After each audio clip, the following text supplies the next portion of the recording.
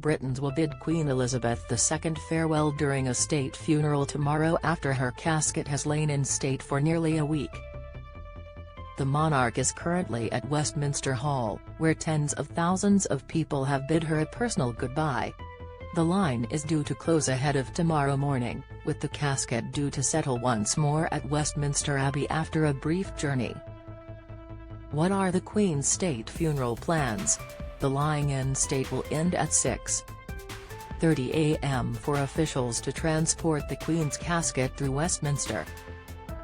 The Queen's coffin will arrive at the Great West Door of Westminster Abbey at 10:52 a.m. Guests should have started taking their seats around this time, ahead of the 11 a.m. funeral start time.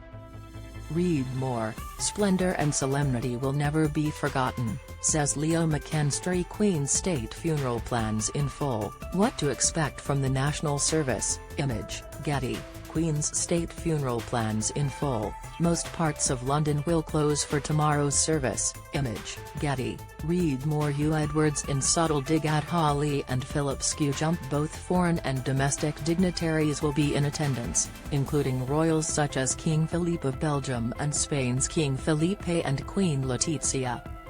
U.S. President Joe Biden, his wife, First Lady Jill Biden, and their French counterparts President Emmanuel Macron and Brigitte Macron, will also join.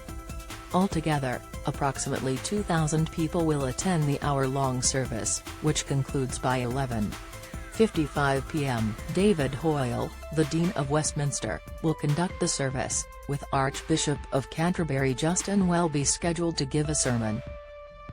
Queen's state funeral plans in full. The Queen's coffin will enter and leave the Abbey in procession. Image, Getty. Prime Minister Liz Truss will read a lesson to the gathered crowds. Hymns and choir performances will erupt at several points during the schedule, with attendees occasionally joining in. The funeral will end with a last call, a short tune from a bugle, a type of brass instrument similar to a trumpet, concluding the service. The entire country will join the 2,000 attendees for a 2-minute silence from 2 p.m.